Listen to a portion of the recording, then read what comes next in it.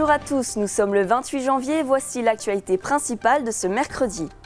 L'IFSI et l'IFAS de Chaumont a ouvert ses portes au public le temps d'une journée pour découvrir les formations et confirmer des vocations. Nous y étions. Les travaux du centre hospitalier de Chaumont sont officiellement lancés depuis ce lundi matin. Un projet de plusieurs millions d'euros pour permettre une offre de soins de qualité. Notre coup d'œil sur la météo à présent. Dans nos départements, c'est un ciel très chargé et des pluies fréquentes tout au long de la journée. L'ambiance restera grise et fraîche avec des températures comprises entre 2 et 6 degrés, sans amélioration attendue. Ce mardi 27 janvier, le CVB 52 a remporté la victoire 3-7-1 à Palestra face aux Israéliens du Maccabi Tel Aviv dans le cadre de la première rencontre des huitièmes de finale de la Challenge Cup. Après un début de match prudent, Chaumont a rapidement pris l'avantage dans le premier set grâce à un service efficace et à une attaque percutante, s'imposant largement 25-15. Les Israéliens profitent d'une baisse d'intensité des Chaumontais dans le deuxième set pour égaliser et remporter la manche 25-21. Mais plus agressif au troisième set, le CVB s'impose 25-20 et malgré quelques frayeurs dans le quatrième set, Chaumont creuse l'écart en fin de manche et conclut le match par une nouvelle victoire 25-20.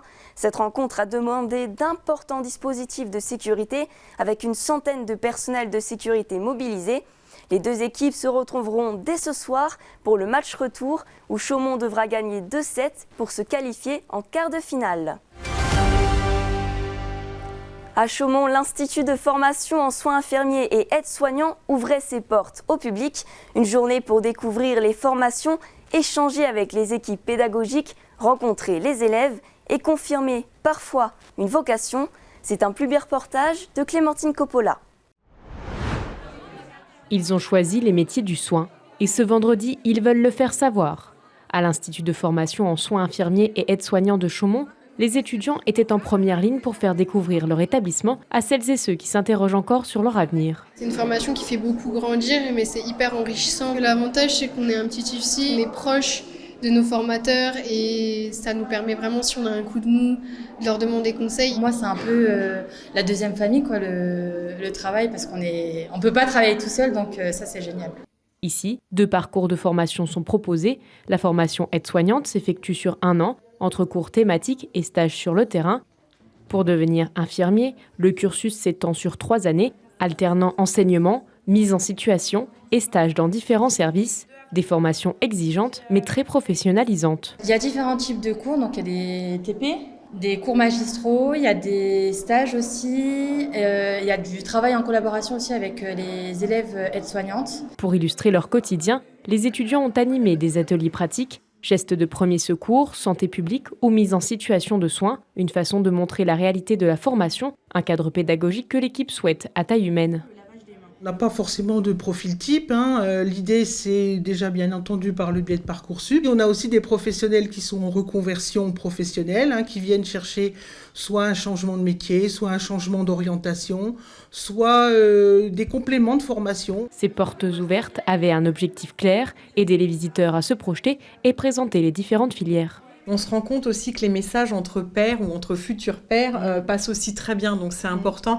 On voit rapidement, par exemple, les jeunes lycéens qui se tournent vers eux, les parents plus peut-être vers l'équipe pluriprofessionnelle ou pédagogique. Voilà, donc chacun y trouve en fait son interlocuteur avec lequel il va pouvoir ou questionner ou faire part des différents éléments. Nouveauté pour l'année 2026, la réforme du diplôme d'état d'infirmier. Elle prévoit une refonte des contenus, un changement dans l'organisation des stages. La mise en place est prévue pour la rentrée 2026.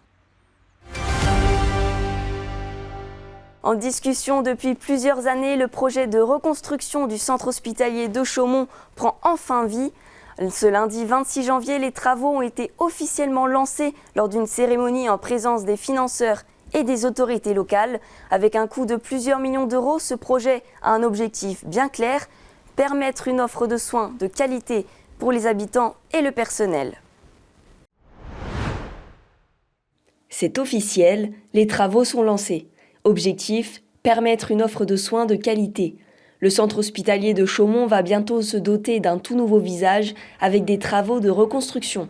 L'hôpital sera transformé en un pôle de soins moderne, adapté aux besoins du département haut-marnais, en lien avec les sites de Langres et Bourbonne-les-Bains. Un projet architectural de 110 millions d'euros qui se décline en plusieurs axes, améliorer la qualité de la prise en charge en remplaçant des infrastructures obsolètes, assurer une présence hospitalière pérenne, créer un réseau hospitalier de proximité coordonné, renforcer l'attractivité territoriale et la fidélisation des personnels de santé, et assurer la viabilité financière du centre hospitalier. Donner les moyens techniques qui aujourd'hui ne sont pas vraiment là, qui va permettre à cet hôpital, entre guillemets, d'abord d'avoir les bons outils pour soigner les patients. Le fait de faire des nouveaux murs, de reconstruire un nouveau bâtiment, ça ne va pas par miracle faire venir toute une série de médecins.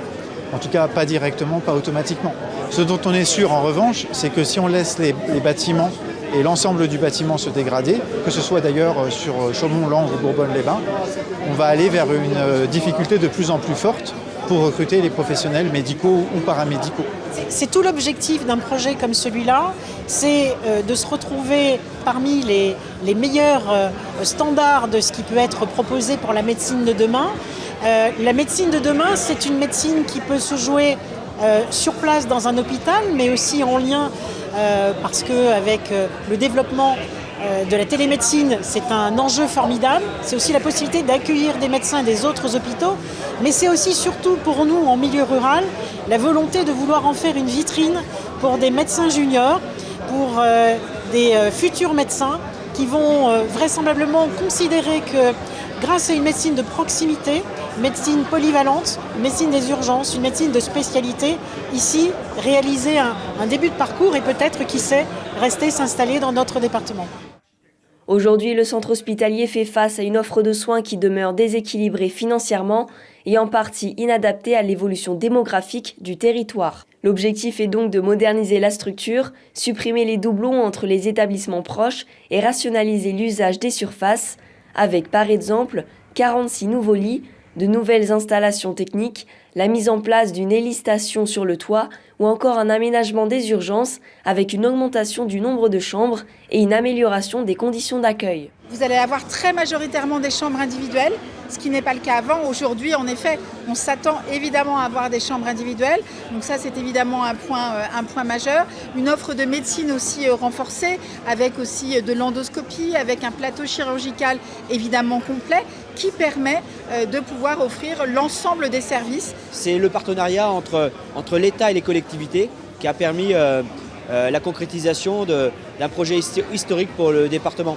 Je l'ai dit aussi dans mon discours, la santé c'est la priorité des Français, c'est évidemment la priorité des Hauts-Marnais. On doit répondre aux attentes, aux inquiétudes parfois des Hauts-Marnais. Et à travers ce projet, j'espère qu'on va pouvoir les rassurer et leur apporter la meilleure prise en charge possible. Ce projet a toutefois des opposants comme l'association Égalité Santé qui a réalisé plusieurs actions afin de montrer leur opposition au projet de réorganisation hospitalière. Les travaux se dérouleront en 3 phases. La première commencera en mars 2026 avec la démolition d'une aile de l'hôpital pour dégager l'emplacement du nouveau. La seconde phase concerne la construction du nouvel établissement en novembre 2026 avec une mise en service prévue en 2029. Enfin, la dernière phase prendra fin en 2030 avec la démolition des anciens bâtiments et l'aménagement complet du site. C'est la fin de cette édition, merci de l'avoir suivi. Dans un instant, la météo. Restez avec nous, l'info continue sur PTV. Pour plus de reportages, rendez-vous sur notre site internet et notre application mobile.